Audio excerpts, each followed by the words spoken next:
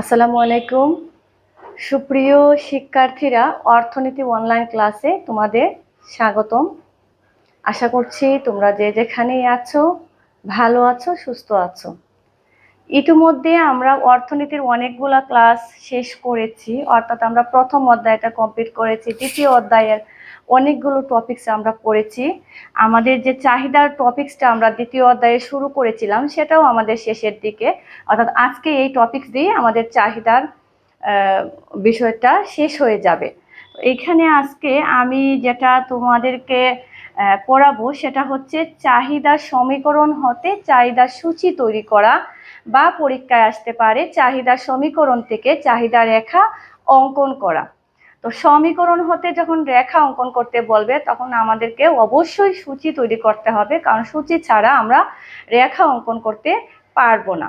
তো এখানে কোয়েশ্চেন হয়তো আসতে পারে চাহিদা সমীকরণ হতে চাহিদা সূচি তৈরি করো, বা চাহিদা সমীকরণ হতে চাহিদা রেখা অঙ্কন করো। এর আগে আমরা কি করেছিলাম, সূচি থেকে বিভিন্ন ধরনের ক্যাটাগরি কোয়েশ্চেন পড়েছিলাম, অর্থাৎ সূচি থেকে চাহিদা রেখা অঙ্কন, সূচি থেকে স্থিতিস্থাপকতার মান নির্ণয়, সূচি থেকে সমীকরণ তৈরি। তো আজকে আমরা দেখব যে সমীকরণ হতে কিভাবে সূচি তৈরি করা হয়।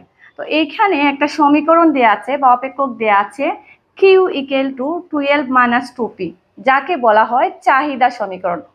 এখানে দাম আছে, কোয়ান্টিটি আছে, অর্থাৎ এটাকে আমরা বলতে পারি যে চাহিদা সমীকরণ। আমরা এখানে সমীকরণটা, এটা হচ্ছে আমাদের এভাবে কোয়েশ্চেনটা থাকবে এবং প্রশ্নে থাকবে উদ্দীপকে যে উদ্দীপক হতে উদ্দীপকের সমীকরণ হতে সূচি তৈরি করো বা রেখা অঙ্কন করো। তো দেওয়া আছে দিয়ে আমরা এই সমীকরণটা লিখবো। তারপর আমরা লিখতে পারি যেখানে পি ইকুয়াল টু দাম, কিউ ইকুয়াল টু চাহিদার পরিমাণ, অর্থাৎ আমরা জানি পি ইকুয়াল টু দাম এবং কিউ ইকুয়াল টু চাহিদার পরিমাণ। এখন দেখো আমরা এই চাহিদা সমীকরণে কি দেয়া আছে, ডান পাশে দাম দেয়া আছে এবং বাম পাশে দেয়া আছে চাহিদা পরিমাণ, অর্থাৎ কোয়ান্টিটি।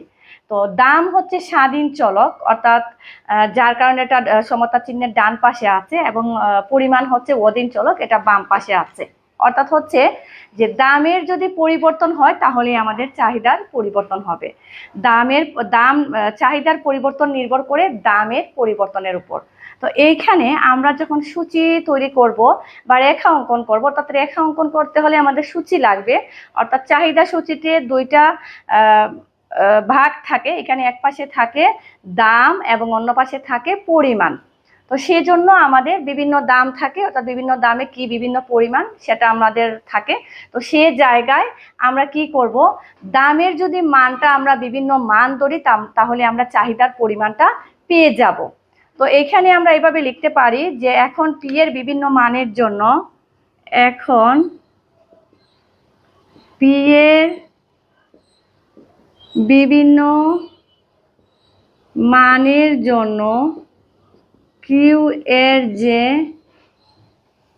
বিভিন্ন মান পাওয়া যায়, অর্থাৎ পি এর বিভিন্ন মান ধরলে আমরা কিউ এর যে বিভিন্ন মান পাই সেটা থেকেই আমরা চাহিদা সমীকরণ, অর্থাৎ দাম এবং পরিমাণ দিয়ে চাহিদা সূচি তৈরি করব। তো এখন এইখানে দেখো পি এর মানটা ধরার ক্ষেত্রে আমাদের কিছু টেকনিক অবলম্বন করতে হবে। এইখানে আমাদের 12 আছে মাইনাস 2p, এমন কোনো মান ধরতে হবে যেটা আমাদের, তো এইখানে পি এর মানটা এমনভাবে ধরতে হবে যাতে আমাদের দাম এবং পরিমাণ এরকম কোনো মান আসে যা দিয়ে আমরা সুন্দরভাবে চিত্র অঙ্কন করতে পারি। যেহেতু এখানে 12 মাইনাস 2p আছে, এখানে 2, 4, 6 আমরা ধরতে পারি। যদি এখানে 100, 200, 300 হইতো তাহলে মানের পরিমাণটা আমরা একটু বাড়াইতাম। তো আমি প্রথমে এটা যার যার পছন্দ মতো দামটা ধরতে পারবা। প্রথমে আমি ধরেছি পি ইকুয়াল টু 4 হলে Q equal to 12 minus 2 into 4 সমান সমান 12 মাইনাস 8 সমান 4। তারপরে হচ্ছে আমি পি ইকুয়াল টু 3 ধরেছি। পি ইকুয়াল টু 3 হলে Q equal to 12 minus 2 into 3 equal to 12 minus 3 দুগুণে 6 সমান সমান 6। আবার পি ইকুয়াল টু 2 হলে Q equal to 12 minus 2 into 2 equal to 12 minus 4 সমান সমান 8। অর্থাৎ আমরা পি এর মান 4, 3, 2 ধরার ফলে অর্থাৎ দাম 4 টাকা, 3 টাকা এবং 2 টাকা হলে পরিমাণ কত হয়? 4, 6 এবং 8 একক। এই দাম এবং পরিমাণকে আমরা চাহিদা সূচিতে বসাবো। অর্থাৎ আমরা চক অঙ্কন করে একটা চাহিদা সূচি তৈরি করব। চাহিদা সূচির দামটা থাকবে বাম পাশে, পরিমাণটা থাকবে ডান পাশে। দাম কত কত আছে? 4, 3 এবং 2। আমরা টাকা লিখব। তারপরে পরিমাণ আছে 4 একক, 6 একক, 8 একক। যদি আমাদের প্রশ্নে দেয়া থাকে চাহিদা সমীকরণ হতে চাহিদা সূচি তৈরি করো, সেই ক্ষেত্রে এখানে আমাদের কোয়েশ্চেন শেষ। তবে আমরা সূচিটা একটু বিশ্লেষণ করে বলতে পারি যে উপরে সূচিতে দেখা যাচ্ছে যে দাম যখন 4 টাকা হয় তখন চাহিদার পরিমাণ 4 একক এবং অনুরূপভাবে দাম কমে 3 টাকা এবং 2 টাকা হলে চাহিদার পরিমাণ বেড়ে 6 এবং 8 টাকা হয়, 8 একক হয়। তো আর যদি এখানে বলে চাহিদা সমীকরণ হতে চাহিদা রেখা অঙ্কন করো, সেই ক্ষেত্রে আমাদেরকে আগে সূচি তৈরি করতে হবে। সূচি তৈরি করে আমাদেরকে রেখা অঙ্কন করতে হবে।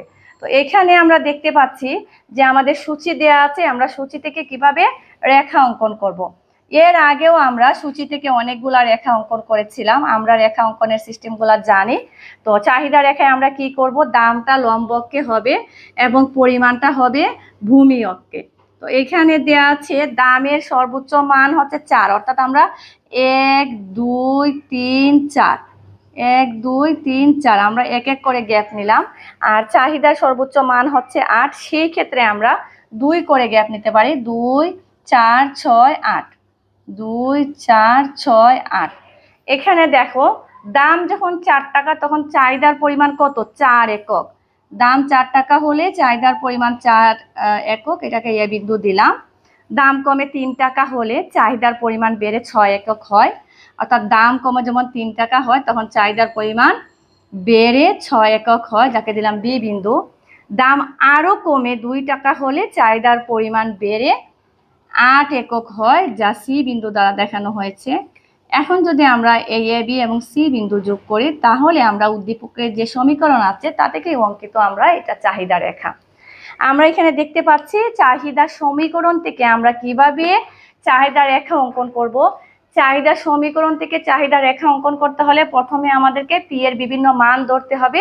সেই ক্ষেত্রে মানটা আমাদেরকে এমনভাবে নিতে হবে যাতে আমার সূচিটা সুন্দরভাবে আসে এবং চিত্রটা আমি অঙ্কন করতে পারি।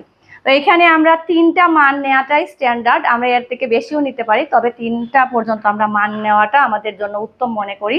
তো সেই জায়গায় চিত্র অঙ্কন করে আমাদের বর্ণনা দিতে চাইলে দিতে পারবে, আর না চাইলে অসুবিধা নাই, কারণ যেহেতু এটা 4 মার্কসের কোয়েশ্চেন, এখানে আমরা সূচিও তৈরি করেছি আবার চিত্র অঙ্কন করেছি। তো সেই জায়গায় আমরা বর্ণনাটা একটু শর্টকাটে দিতে পারি যে উপরের চিত্রে ও এক্স ভূমি অক্ষে চাহিদার পরিমাণ এবং ও ওয়াই লম্বককে দাম নির্দেশ করা হয়েছে। দাম যখন 4, 3 এবং 2 টাকা হয়, চাহিদার পরিমাণ যথাক্রমে 4, 6 এবং 8 একক হয়, যা এ বি এবং সি বিন্দু দ্বারা দেখানো হয়েছে। এখন এই এ বি এবং সি বিন্দু যোগ করে যে রেখা পাওয়া যায় সেটি উদ্দীপক হতে যে সমীকরণ আছে সেই সমীকরণ থেকে অঙ্কিত চাহিদা রেখা, বা সমীকরণ থেকে আমরা সূচি তৈরি করে যে রেখাটা অঙ্কন করেছি এটাই হচ্ছে সেটা। তো আজকে আমাদের চাহিদার যে টপিকসটা ছিল সেটা আজকেই শেষ হয়ে গিয়েছে। আমাদের চাহিদার আশা করি আর কোনো সমস্যা কারো নাই। তো আমরা আগামী ক্লাসে কি নিয়ে আলোচনা করব? আমরা আগামী ক্লাসে আমাদের আরো একটি মাত্র টপিকস আছে এই অধ্যায়ের। আমি তোমাদেরকে বলেছিলাম যে আমাদের অর্থনীতির ফার্স্ট পেপারের এই অধ্যায়টাই একটু বড়, এর চেয়ে অন্যান্য অধ্যায়গুলো এর থেকে একটু ছোট। তো আমরা পরের ক্লাসে বাজার ভারসাম্য নিয়ে আলোচনা করব। সেই পর্যন্ত তোমরা সবাই সুস্থ থাকবে, ভালো থাকবে এবং আমি আশা করছি তোমরা সবাই আমার ক্লাসের অপেক্ষায় থাকবে। আসসালামু আলাইকুম, আল্লাহ হাফেজ।